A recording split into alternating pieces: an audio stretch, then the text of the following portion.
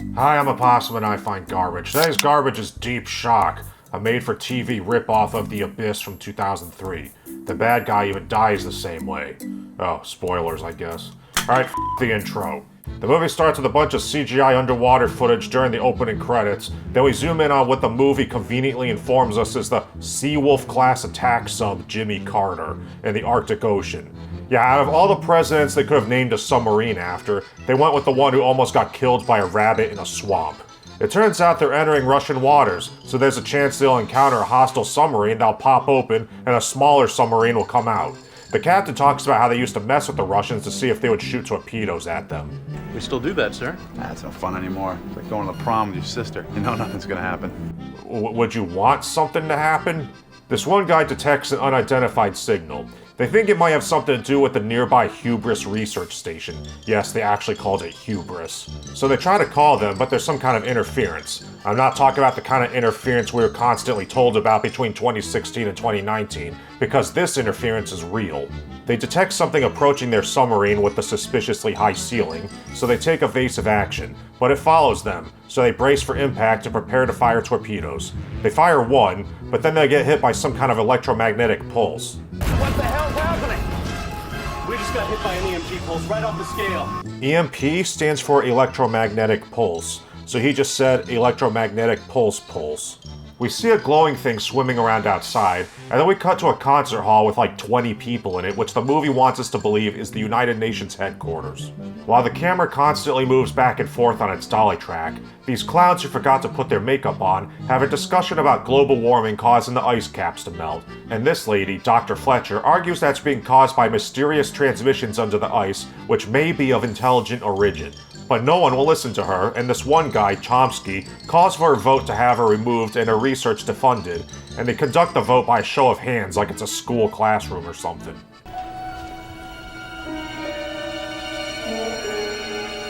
So Fletcher gets voted out, and this guy tells her that even though she's no longer working at the Hubris station, she's still obligated to keep the UN's plans a secret. I am very well aware of the terms of my confidentiality agreement. I mean, we wouldn't want the world to know that the G8 nations are planning on nuking the North Pole now, would we? So the UN's plan to prevent the ice caps from melting is to nuke them. That'll be more effective than spray painting Stonehenge. We cut to the Hubris station at the North Pole, where all of the walls are covered in plastic salad bowls painted silver. Maybe they're supposed to be giant rivets or something. I don't know. I just know my ankle monitor is giving me a rash. Wait, why is that in my script? They prepare to launch the nukes, then we cut to Dr. Fletcher running around Washington, D.C., and then we cut back to the Hubris station where Commander Michael Harris gets confirmation of his orders. He gives the order to launch, but this one guy down in the torpedo room or whatever, John Hurst, tells the crew to delay the launch until he can get an override. But then this guy points a gun at him, except when it cuts to the other angle and you can see he's not pointing it at him. Hurst wrestles the gun from the guy and tells everyone to step away from the control panels while he calls Fletcher. He tells her Commander Harris is about to launch the nuclear torpedoes. She tells him not to throw his career away over it, but Hurst says it's too late while Harris sends troops down there to shoot him.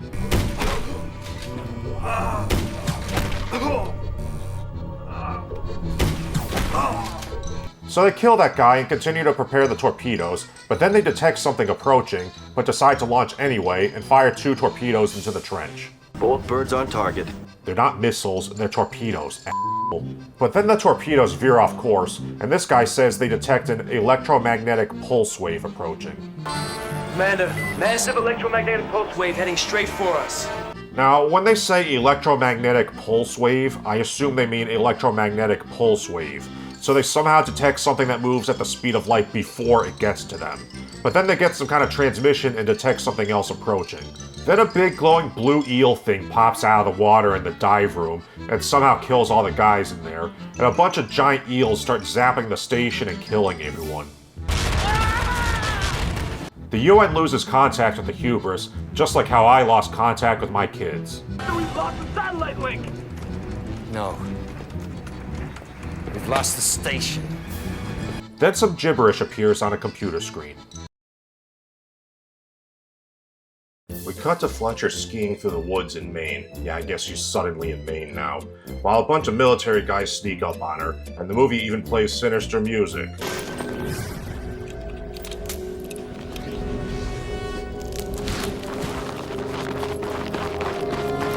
then Fletcher runs into her ex-husband, Captain Andrew.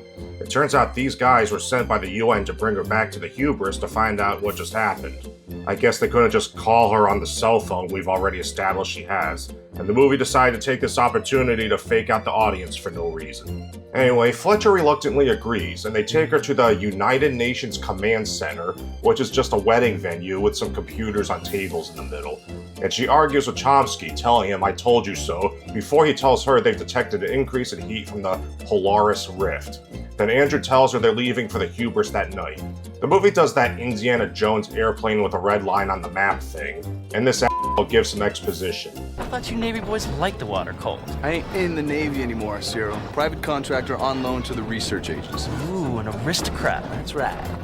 None of this is relevant, by the way. Andrew is concerned there might be ice on the runway, so he suggests they take a topographical reading, but Chomsky says the satellite won't be around for another 45 minutes, and they don't have enough fuel to circle around for that long. Since no one considered the possibility that there might be ice on a runway in the North Pole, and they didn't prepare for it, Andrew suggests they turn back, but Chomsky overrides him, and they attempt to land. Guess what ends up happening?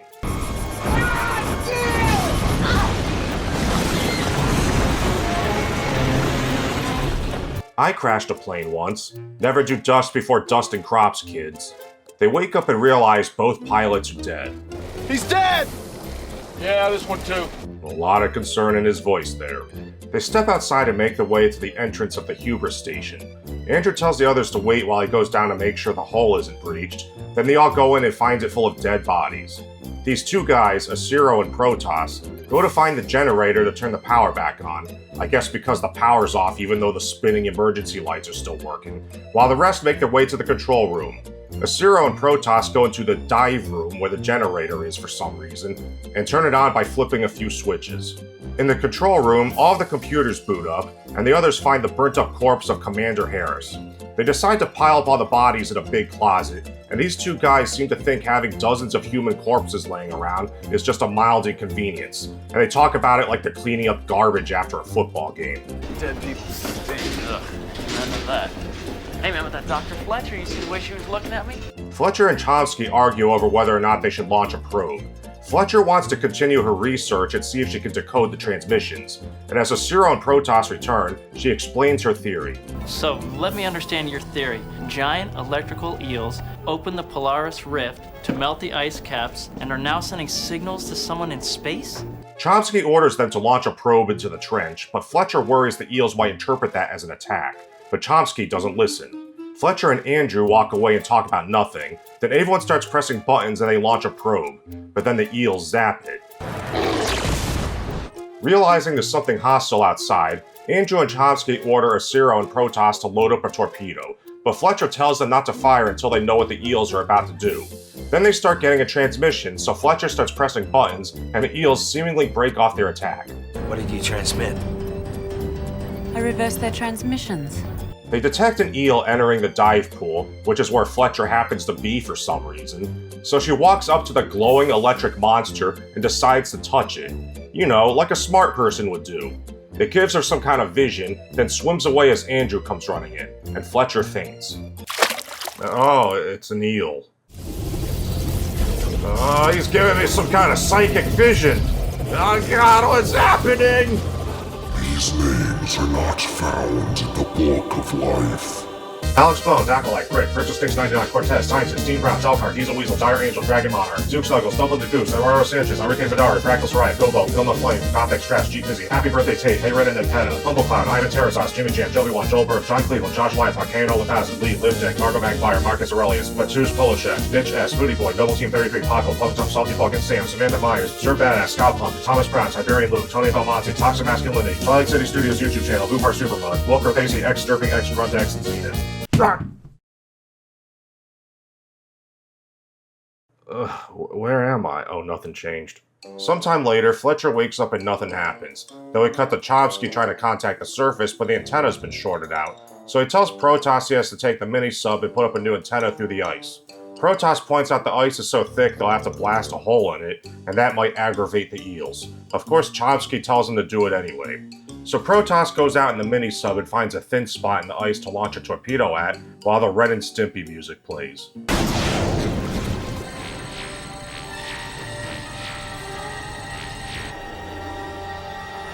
Protoss blasts a hole in the ice, then the eels start swimming toward him as he launches the transmitter up through the hole.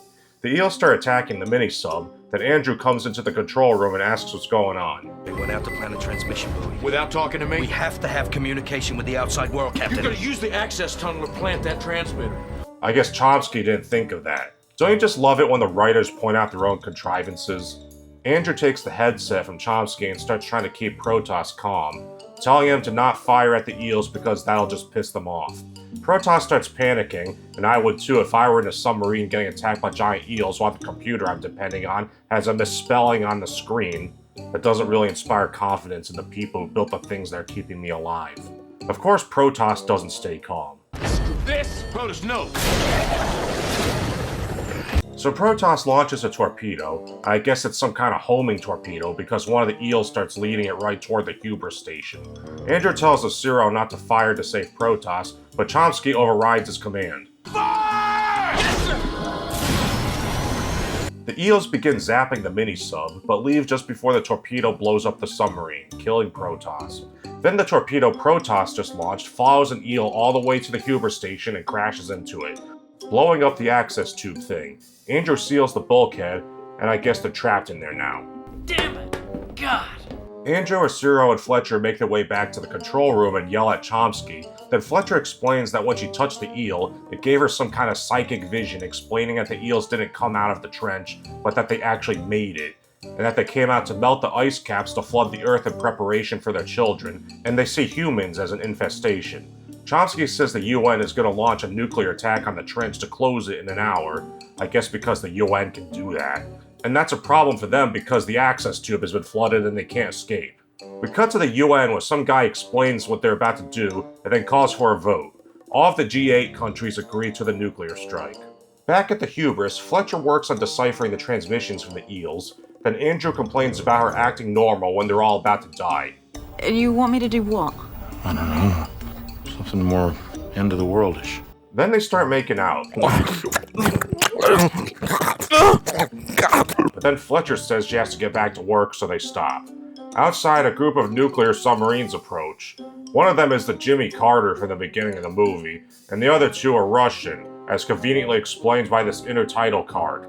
The crew of the Jimmy Carter talk about how they don't like how they were ordered to share targeting data with the Russians, even though this has no bearing on the plot.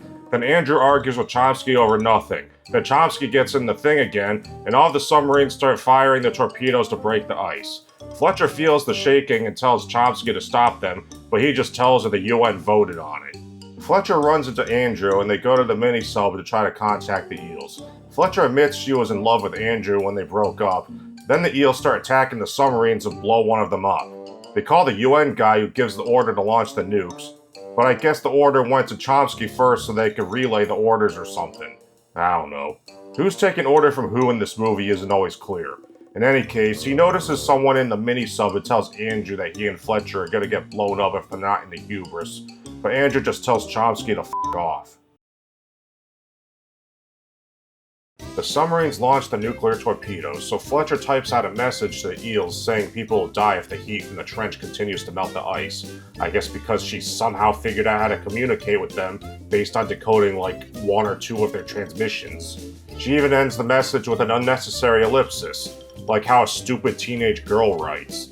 This causes the power to surge in the mini-sub for some reason. The transmission, the frequency is so high it's starting to short out the transceivers. But then they get a reply from the eels telling them to f*** off, because really, why would they care? But then they tell the eels to f*** off, then the eels are all like, we can't f*** off. And they also end their message with an unnecessary ellipsis. Then Chomsky and Zero launch the nukes, which I thought were being launched from the submarines, but now I don't know what's going on. But there's a big explosion. Andrew tries to pilot the mini-sub to the surface while the eels zap the hubris. Zero gets trapped in the torpedo room while it fills with water and presumably drowns. Then the control room starts filling with water, so Chomsky runs and tries to find a way out, but he keeps getting zapped by everything he touches.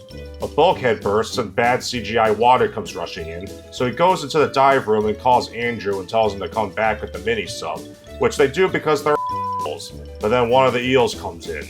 Andrew and Fletcher come in and find Chomsky laying on the floor. He tells them the eels read his mind and found out about the plan to seal the trench with nukes. Fletcher sends a message to warn the eels, but then they realize the Hubris was built to withstand deep-sea pressure, so they might withstand the shockwave from a nuclear explosion. Never mind the fact that it's only a few hundred feet underwater, unless we're meant to believe the ladder they all climbed down to get here is like a mile long, and it was easily damaged by a non-nuclear torpedo. They decide to detach the Hubris from the thing and use it as a big submarine and just leave the blast radius because they can do that apparently. But they only have enough fuel for a few minutes, then it's partially flooded so they can't get far. So Fletcher comes up with a plan to escape in the mini-sub, so she goes down to the dive room to prepare it. While Andrew is piloting the Hubris, Chomsky comes back into the dive room because she just left and did nothing for a while, and now he wants to steal the mini-sub. Fletcher tries to stop him, but he pulls out a gun. A fight breaks out and Fletcher manages to escape, so Chomsky gets in the mini-sub and takes off. Andrew and Fletcher realize they only have 6 minutes until the Hubris runs out of power and they sink, but then they come up with a plan to get the eels to come back into the Hubris to do something. Then the nukes go off and the mini-sub gets knocked into the trench where it gets crushed by deep-sea pressure with Chomsky inside.